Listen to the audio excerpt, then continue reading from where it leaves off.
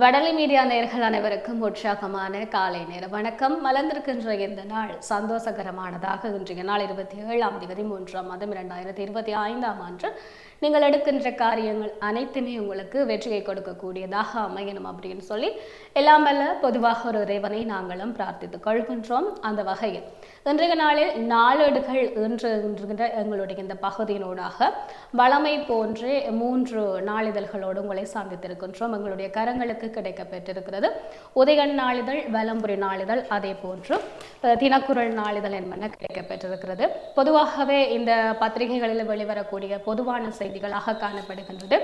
மிக நீண்ட காலமாக தீர்க்கப்படாத ஒரு பிரச்சனையாக காணப்பட்டு கொண்டிருந்த இந்த மீனவர்களுடைய பிரச்சனை ஒரு இணக்கப்பாட்டுக்கு வந்திருக்கிறது. இழுவைமடி படகினுடைய அந்த பயன்பாட்டை தாங்கள் குறைப்பதாக இந்திய மீனவர்கள் தெரிவித்திருக்கின்ற அந்த இணக்கப்பாடு தொடர்பான செய்தியாக இருக்கலாம். நேற்றைய தினம் இந்த கல்வி பொதுத்தராதர சாதாரண தர பரீட்சை நிறைவடைந்த ஒரு செய்திகளாக இருக்கலாம். அதே போன்று முன்னை நாள் இராணுவ தளபதிகளாக அதே போன்று அதிகாரிகளாக இருந்த மஹிந்த ராஜபக்சவனுடைய காலப்பகுதியில் அதிகாரிகளாக இருந்த 3 இராணுவ அதிகாரிகள் உட்பட 4 பிரிட்டனால் விதிக்கப்பட்ட இந்த பயண தடை தொடர்பான செய்திகளாக இருக்கலாம். அதே போன்று யாழ் பல்கலைக்கழக மாணவர்களால் நேற்றைய தினம் முன்னெடுக்கப்பட்ட போராட்டமாக இருக்கலாம். இவ்வாறான பல செய்திகளை தாங்கியவாறே பொதுவான செய்திகளாக எங்களுக்கு இந்த பத்திரிகைகள் பல செய்திகளை தந்திருக்கின்றன. அந்த வகையில் முதலாவதாக நாங்கள் உதயன் நாளிதழில் வந்திருக்கக்கூடிய செய்திகளை பார்க்கலாம். அதனுடைய முதற் பக்கத்தில் வர்ண புகைப்படங்கள், வர்ண எழுத்துக்களுடன் கூடியதாகவே வர்ணமயமாக இந்த முதற் பக்கம் உதயன் பத்திரிகைகள் காணப்படுகிறது. முதலாவது செய்தியாக நாங்கள் பார்க்கக்கூடியதாக இருக்கிறது. இந்த இராணுவத்தினர் மீதான பிரிட்டனின் தடை பற்றியே மஹிந்த ராஜபக்ச அவர்கள் தன்னுடைய நிலைப்பாட்டை கூறியிருக்கிறார்.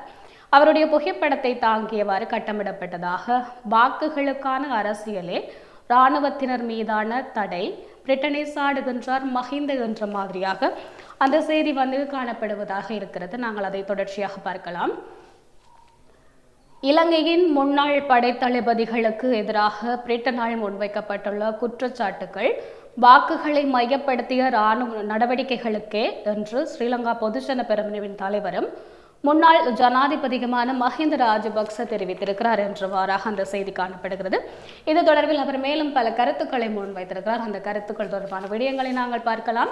அதாவது குறிப்பாக அவர் தான் ஆட்சியில் இருந்த போதே ஒரு இணக்கப்பாட்டுக்கு வருவதற்கு நாங்கள் கேட்டிருந்தோம், அதாவது சமாதானத்துக்கு வருவோம் என்று. ஆனால் அந்த சமாதானத்தை தாண்டியும் யுத்தம் என்கின்ற ஒரு நிலைப்பாடு வந்திருந்தது. அதற்கு பிறகு அந்த யுத்தத்தை நிறைவுக்கு கொண்டு வந்தவர்கள் அப்படின்னு சொல்ற பெருமைக்குரியவர்களாக நாங்கள் இருந்த போது அந்த சந்தர்ப்பத்தில் ஏற்பட்ட பல பிரச்சனைகளுக்கு நாமே முகம் கொடுத்து தீர்வுகளையும் காண்டிருந்தோம். அவ்வாறு இருக்கையில் தற்போது இந்த இராணுவத்தினர்களுக்கு மீதான தடை ஏன் விதிக்கப்படுகிறது அப்படிங்கிற விடயத்தில் தங்களுக்கு ஒரு ஐயப்பாடு இருக்கிறது, ஒரு கேள்வி இருக்கிறது அப்படின்ற விடயத்தை தான் அவர் கூறியிருக்கிறார். அது தொடர்பான விடயமாகவே இது இருக்கிறது அப்படின்னு சொன்னால், இலங்கையின் முன்னாள் படைத்தளபதிகளுக்கு எதிராக தடைகளை விதிப்பதற்காக பிரிட்டன் அறிவித்துள்ளது. இந்த தடை விதிகளை விதிப்பதற்காக பிரிட்டனால் முன்வைக்கப்பட்டுள்ள குற்றச்சாட்டுகள் மிகவும் தவறானவை என்பதுடன் அவை ஆதாரங்கள் இல்லாதவையும் ஆகும். புலிகளுக்கு எதிரான போரை முன்னெடுப்பதற்கு நிறைவேற்று அதிகார ஜனாதிபதியாக நானே அப்போது முடிவெடுத்திருந்தேன். அந்த முடிவை பாதுகாப்பு தரப்பினரும் செயற்படுத்தினார்கள். 2002ஆம் ஆண்டு சமாதான ஒப்பந்தம் செய்யப்பட்டது. ஆனால் 2002ஆம் ஆண்டு தொடக்கம் 2005ஆம் ஆண்டு வரை செப்டம்பர் மாதம் வரையில் விடுதலை புலிகள் 363 படுகொலைகளை புரிந்தார்கள். 2005ஆம் ஆண்டு நவம்பர் மாதம் நான் ஜனாதிபதியாக பதவியேற்ற பின்னர் புலிகளின் தாக்குதல் உக்கிரமடைந்தது. இப்படி தாக்குதல்கள் நடந்தும் சமாதானமே வேண்டும் என்பதற்காக ஜெனீவா மற்றும் ஒஸ்லோவில் நடைபெற்ற பேச்சுக்களில் நமது அரசாங்கம் பங்கேற்றது. இவற்றை புலிகள் ஒரு தலைபட்சமாகவே நிறுத்தினார்கள். புலிகள் ஒரு தலைபட்சமாகவே நிறுத்தினர்.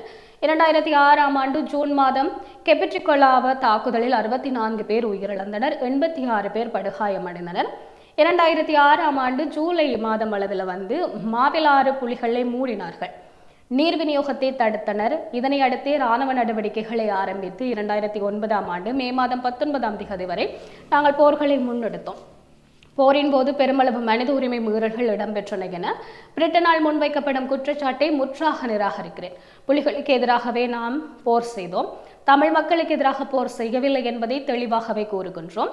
2010ஆம் ஆண்டு ஜனாதிபதி தேர்தலின் போது இராணுவ தளபதியாக இருந்த பொன்சேகா தேர்தலில் போட்டியிட்டார். அவரை தமிழ் தேசிய கூட்டமைப்பு ஆதரித்தது. வடக்கு கிழக்கில் 60% வாக்குகளை பெற்றார். இதன் மூலம் பிரிட்டனின் குற்றச்சாட்டுகள் போலியாகின்றன. அதேவேளை புலிகள் அமைப்பிலிருந்து வெளியேறினார். பின்னர் ஜனநாயக வழிக்கு திரும்பிய கருணாவுக்கு தடை விதிக்கப்பட்டமையானது புலிகளுக்கு சார்பான புலம்பெயர்களை திருப்திப்படுத்தும் செயலாகும் என்பது தெளிவாகிறது.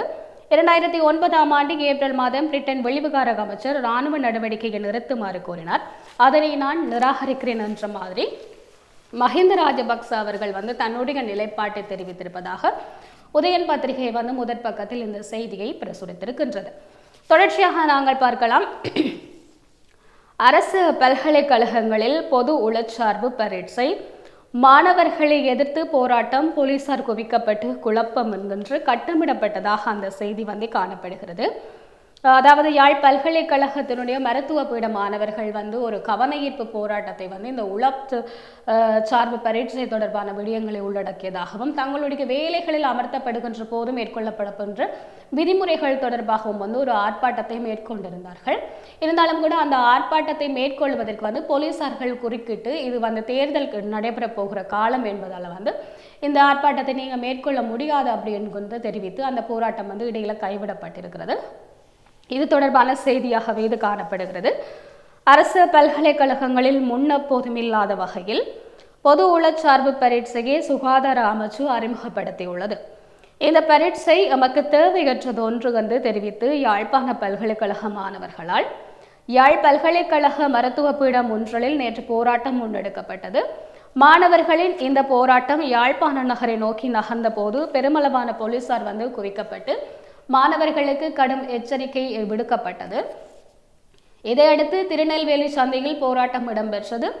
இது தொடர்பில் போராட்டத்தில் ஈடுபட்ட மாணவர்கள் தெரிவித்துள்ளதாவது: தனியார் பல்கலைக்கழகங்கள் மற்றும் வெளிநாட்டு பல்கலைக்கழகங்களில் இருந்து தாதிகள், மருந்தாக்கவைகள், மருத்துவ ஆய்வுக்கூட விஞ்ஞானம் ஆகிய பதவிநிலை வெற்றிடங்களுக்கு புதிதாக ஆட்களை உள்ளிருப்பதற்காக அரசு பல்கலைக்கழகங்களில் முன்னெப்போதும் இல்லாத வகையில் பொது உளச்சார்பு பரீட்சை அறிமுகப்படுத்தப்பட்டுள்ளது.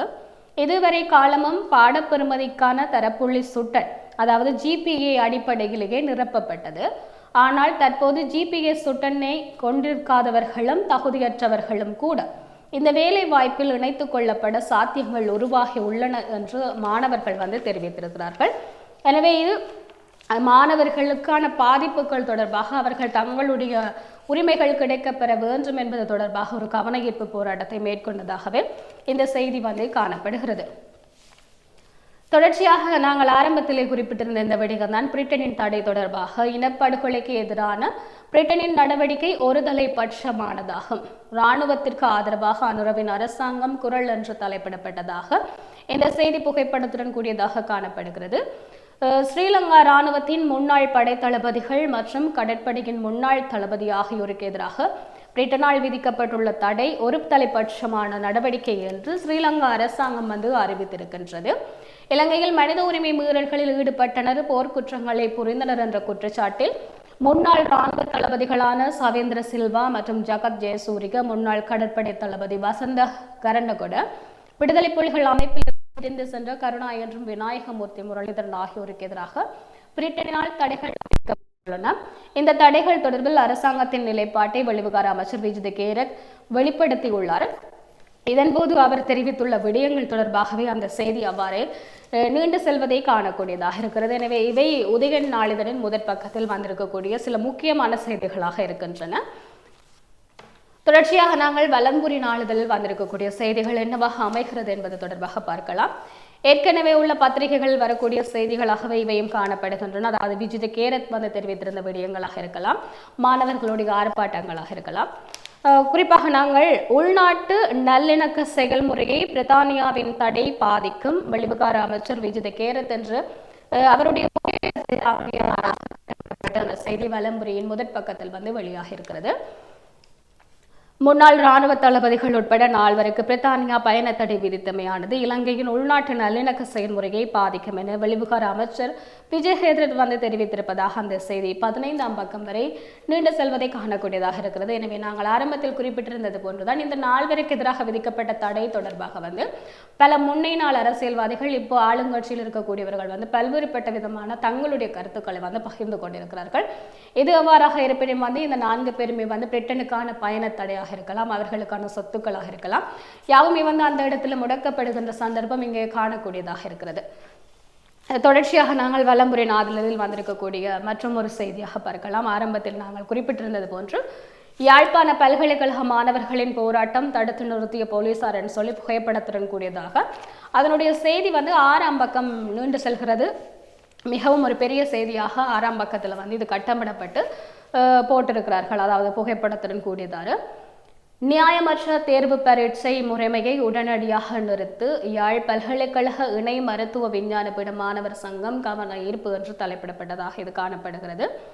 இலவச கல்வியால் உருவான அரச பல்கலைக்கழகங்களில் பயிலும் சகல பட்டதாரிகளையும் அரச தொழிலில் இணைப்பதற்கு நியாயமான வேலை வாய்ப்பு கொள்கையை உருவாக்கு, உள்ளக பயிற்சியை உடனடியாக வழங்கு எனும் துணைப்பொருளில் யாழ் பல்கலைக்கழக இணை மருத்துவ விஞ்ஞான பீட மாணவர் சங்கத்தினால் கவன ஈர்ப்பு பேரணி ஒன்று யாழில் முயற்சி முன்னெடுக்கப்பட்டது என்றவாறாக அந்த செய்தி அப்படியே தொடர்ச்சியாக தொடர்ந்து செல்வதை நாங்கள் காணக்கூடியதாக இருக்கிறது. அடுத்து நாம் பார்க்க போகின்ற ஒரு செய்தி எப்படின்னு சொன்னால், முல்லைத்தீவுக்கு அதிக நிதி ஒதுக்கப்பட்டுள்ளது, அபிவிருத்தியை உரிய காலத்திற்குள் செய்யுங்கள். பிரதி அமைச்சர் உபாலி சமரசிங்க என்றவாறாக அந்த செய்தி வந்து காணக்கூடியதாக இருக்கிறது. புகைப்படத்துடன் கூடியதாக முல்லைத்தீவு மாவட்டத்திற்கு அதிக நிதி ஒதுக்கப்பட்டுள்ளது, அபிவிருத்தி திட்டங்களை உரிய கால பகுதிக்குள் நிறைவு செய்யுங்கள் என பிரதி அமைச்சர் உபாலி சமரசிங்க வந்து தெரிவித்திருப்பதாக அந்த செய்தி காணப்படுகிறது. முல்லைத்தீவு மாவட்ட ஒருங்கிணைப்பு குழு கூட்டம் கூட்டுறவுத்துறை பிரதி அமைச்சரும் ஒருங்கிணைப்பு குழு தலைவருமான உபாலி சமரசிங்க தலைமையில் முல்லைத்தீவு மாவட்ட செயலகத்தில் நேற்று புதன்கிழமை நடைபெற்றது. கூட்டத்தில் தலைமையுரையாற்றிய பிரதி அமைச்சர் முல்லைத்தீவு மாவட்டத்திற்கு அதிகளவு நிதி ஒதுக்கப்பட்டுள்ள நிலையில் அபிவிருத்தி திட்டங்களை உரிய காலப்பகுதிக்குள் நிறைவு செய்யுமாறு அதிகாரிகளிடம் கோரிக்கையை முன்வைத்துள்ளார். கடந்த மாவட்ட ஒருங்கிணைப்பு குழு கூட்டத்தில் ஆராயப்பட்டு தீர்க்கப்பட்ட பிரச்சனைகள் தொடர் நடவடிக்கைகள் எடுக்கப்படுகின்ற பிரச்சனைகள் நேற்றைய கூட்டத்தில் வந்து முன்வைக்கப்பட்டதாகவும், வீதிகள் தொடர்பான விடயங்களும் கனியா மணல் அகழ்வு தொடர்பான விவரங்களும் வந்து போக்குவரத்து தொடர்பான பிரச்சனைகளுக்கும் வந்து இதன்போது கூடுதல் கவனம் செலுத்தப்பட்டிருந்தது. மேலும் முல்லைத்தீவு மாவட்டத்தில் உள்ளூராட்சி மன்றங்களுக்கு சொந்தமான கடைகள் வைப்பு பணத்தொகை அதிகமாக உள்ளதாகவும் சுட்டிக்காட்டப்பட்ட போது அதற்கு பதிலளித்த வடக்கு மாகாண ஆளுநரின் வேதநாயகன் மக்களுக்கு சேவை செய்வதற்காகவே பிரதேச சபைகள் உள்ளன என்றும் அதிகளவு தொகையை அறவிடுவது பொருத்தமற்றது எனவும் அவர் அங்கு குறிப்பிட்டிருக்கிறார். அத்துடன் இது தொடர்பில் பல தடவைகள் தான் தெரிவித்துள்ளதாகவும், இவ்வாறு பெற்றுக்கொள்ளும் பணத்தில் மக்களுக்கு அபிவிருத்தியை செய்வதில்லை எனவும் சபைகளை நிரந்தர வைப்பிலேயே இடப்படுகின்றன என்றும் ஆளுநர் விசனம் குறிப்பிட்டிருக்கிறார் என்றவாறாக அந்த செய்தி வந்து தொடர்ந்து செல்லக்கூடியதாக இருக்கிறது. எனவே இவை வலம்புரி பத்திரிகையினுடைய முதற் பக்கத்தில் வெளியாக இருக்கக்கூடிய சில பிரதான செய்திகளாக காணப்படுகின்றன. தொடர்ச்சியாக நாங்கள் தினக்குரல் நாளிதழில் வந்திருக்கக்கூடிய செய்திகளை பார்க்கலாம். யாழ்ப்பாணத்தில் இராணுவ பயன்பாட்டிற்காக காணி சுவீகரிக்கும் முயற்சி தொடர்கிறது. காணிகள் விடுவிக்கப்படும் என்று ஜனாதிபதியின் கூற்று பொய்யா அப்படின்னு சொல்லி கேள்விக்குறியை போட்ட மாதிரியாக அந்த செய்தி வந்து காணப்படுகிறது. அதாவது பார்த்தோம் அப்படின்னு சொன்னால், ஜனாதிபதி வந்து கொஞ்சம் கொஞ்சமாக இந்த மக்களுடைய காணிகளை வந்து இராணுவம் வசப்படுத்தி உள்ள காணிகளை வந்து விடுவிப்பார் அப்படின்னு சொல்லி கூற்றை வந்து கூறியிருந்தார். மக்களுக்கு வந்து வாக்குறுதிகளை வழங்கி இருந்தார். எனவே அந்த நிலைப்பாடு தற்போது பொய்யாகிறதா அப்படின்னு சொல்லி ஒரு கேள்வியை கேட்கின்ற மாதிரியாகவே இந்த செய்தி வந்து பிரசுரிக்கப்பட்டிருக்கிறது. யாழ் மாவட்டத்தில் 2 பிரதேச செயலக பிரிவுகளில் பொதுமக்களின் காணிகளை இராணுவ பயன்பாட்டிற்காக சுவீகரிக்கும் முயற்சிகள் மேற்கொள்ளப்பட்டுள்ளது. காணிகளை தமக்கு வழங்குமாறு இராணுவம் பிரதேச செயலகங்களிடம் கோரிக்கை கடிதங்களை முன்வைத்துள்ளதாகவும் தகவல்கள் வெளியாகியுள்ளது. இது குறித்து மேலும் தெரிய வருவதாவது, யாழ்ப்பாணம் பிரதேச செயலக பிரிவு மற்றும் கோப்பாய் பிரதேச செயலக பிரிவுகளில் காணிகளை சுவீகரிக்கும் முயற்சி மேற்கொள்ளப்பட்டுள்ளது. கோப்பாய் பிரதேச செயலக பிரிவில் கோப்பாய் கைதடி வீதிகள் தற்போது இராணுவத்தின் பயன்பாட்டில் உள்ள 28 தனியாருக்கு சொந்தமான 11 ஏக்கர் காணியை தமக்கு வழங்குமாறு கோரி இராணுவம் கோரிக்கை விடுத்துள்ளதாகவும், அதேபோல் யாழ்ப்பாணம் பிரதேச செயலக பிரிவில் சிங்கள மகா வித்தியாலயத்திற்கு வடக்கு புறமாக தற்போது இராணுவத்தின் பயன்பாட்டில் உள்ள காணியையும் தமக்கு வழங்குமாறு யாழ்ப்பாண பிரதேச செயலகத்திடம் இராணுவம் கோரிக்கை விடுத்துள்ளதாகவும், யாழ் மாவட்டத்தில் இராணுவத்தினரின் கட்டுப்பாட்டில் தனியார் காணிகள் அடங்கலாக சுமார் 2186.93 ஏக்கர் காணி உள்ள நிலையில் மக்களின் காணிகள் மக்களிடமே கையளிக்கும் என ஜனாதிபதி அனுரகுமார திசாநாயக்க கூறியிருப்பதற்கு மாறாக காணிகளை சுவீகரிக்க முயற்சிகள் மேற்கொள்ளப்பட்டுள்ளமை தொடர்பாக மக்கள் விசனமடைந்துள்ளதுடன் ஜனாதிபதியின் கூற்று பொய்யா என்ற மாதிரியாகவும் வினாவை எழுப்பியுள்ளதாக அந்த செய்தி காணப்படுகிறது. தொடர்ச்சியாக நாங்கள் தினக்குரல் நாளிதழில் வருகை தந்திருக்கக்கூடிய செய்தியாக, அதாவது படைத்தளபதிகள் உள்ளிட்ட 4 பேர் மீதான பிரிட்டனின் தடை பொறுப்புக்கூறல் நல்லிணக்கம் செயல்முறையை பாதிக்குமாம். விஜித ஹேரத்தினுடைய புகைப்படத்தை தாங்கியவாறாகவே அந்த செய்தி இரண்டாம் பக்கம் தொடர்ச்சியாக செல்லக்கூடியதாக இருக்கிறது. எனவே இது தொடர்பான விடயங்களை நாங்கள் ஆரம்பத்திலேயே 2 பத்திரிகைகளில் இருந்தும் பார்த்திருந்தோம். தொடர்ச்சியாக நாங்கள் பார்க்கலாம், இந்த இலங்கை இந்திய மீனவர்களுடைய பிரச்சனை என்பது முன்னைய காலங்களில் இவ்வளவு பெரிய பிரச்சனையாக காணப்படுகிறது. பல அமைச்சர்கள் முக்கியம் வாய்ந்த அமைச்சர்கள் இந்த பதவியில் இருந்திருந்தார்கள். இப்போது கடற்றொழில் அமைச்சராக சந்திரசேகர் இருந்தாலும் கூட இது தொடர்பான பிரச்சனைகள் தீர்க்கப்படாத பிரச்சனைகளாகவே தொடர்ந்து சென்று கொண்டிருந்தது. ஆனால் இந்திய மீனவர்கள் சில பேர் முக்கியமானவர்களும் இலங்கை மீனவர்களில் சில முக்கியமானவர்களும் ஒரு இணக்கப்பாட்டுக்கு வவுனியாவில் நேற்றைய தினம் ஒரு தனியார் விடுதியில் இவர்களுக்கான ஒரு கலந்துரையாடல் மேற்கொள்ளப்பட்டது. இது இவர்களுடைய அந்த தொப்புள் கொடி உறவை எவ்வாறு பாதுகாக்கக்கூடிய வகையில் அமைந்தது அப்படின்னு சொன்னா, அவர்களை இவர்கள் பொன்னாடை போர்த்தி வரவேற்றதுடன் இந்திய மீனவர்களால் இலங்கை மீனவர்களுக்காக ஒரு நினைவு சின்னங்களும் வழங்கப்பட்டு அவர்கள் சந்தோஷமான முறையில் தங்களுடைய அந்த கலந்துரையாடலை மேற்கொண்டிருந்தார்கள். எனவே இவ்வாறான நடவடிக்கைகள் ஒரு முன் உதாரணமான செயற்பாடாக இருக்கும் என்பதோடு இந்த கலந்துரையாடல் ஆரோக்கியமானதாகவே நிறைவு பெற்றிருக்கிறது. குறிப்பாக இழுவை மடி படகுகளுடைய இந்த செயற்பாடுகளை தாம் குறைப்பதற்கு இணக்கம் செலுத்தி இருக்கிறார்கள் இந்திய மீனவர்கள். எனவே இது தொடர்பான விடயத்தை தாங்கியதாகவே இந்த செய்தி காணப்படுகிறது. இழுவை மடி தொழிலை படிப்படியாக நிறுத்த முடியும். இலங்கை இந்திய மீனவர்கள் பேச்சுவார்த்தையில் இணக்கம் என்று புகைப்படத்துடன் கூடியதாக அந்த செய்தி காணப்படுகிறது. இலங்கை இந்திய மீனவர் பிரச்சனைகள் தொடர்பாக இரு நாட்டு மீனவர்களும் பேசி தீர்வினை காணலாம் என கூறியிருக்கும் ராமேஸ்வரம் விசைப்படகு மீனவர்கள் சங்கத்தின் தலைவர் பி ஜேசுராஜா இழுவை மடி தொழிலை படிப்படியாக நிறுத்துவதற்கு தாம் இணக்கம் கண்டுள்ளதாகவும் தெரிவித்திருப்பதாகவும் அந்த செய்தி இவ்வாறு செல்லக்கூடியதாக இருக்கிறது. குறிப்பாக வவுனியாவில் நேற்று இடம்பெற்ற இந்திய இலங்கை மீனவ சங்க பிரதிநிதிகளின் பேச்சுவார்த்தையின் பின் ஊடகங்களுக்கு கருத்து தெரிவித்த போதே அவர் இவ்வாறு தெரிவித்திருக்கிறார். இந்திய இலங்கை மீனவர் பிரச்சினைக்கு தீர்வு காண வேண்டி இந்தியாவில் ராமநாதபுரம் மாவட்டத்திலிருந்து 5 பேர் கொண்ட குழு இலங்கைக்கு வருகை தந்திருந்தார்கள். கடந்த 9 வருடங்களுக்கு முன் 2 அரசாங்கங்களும் பேசிய பின் மீனவர் பிரச்சினை பேசப்படவில்லை. 9 வருடங்களில் 2 நாட்டு மீனவர்களும் பாதிக்கப்பட்டுள்ளார்கள். இந்த பாதிப்பை எவ்வாறு நிறுத்துவது என்று பேசப்பட்டது. அவர்களது கோரிக்கை இந்திய இழுவைமடி தொழிலை முற்றாக நிறுத்த வேண்டும்.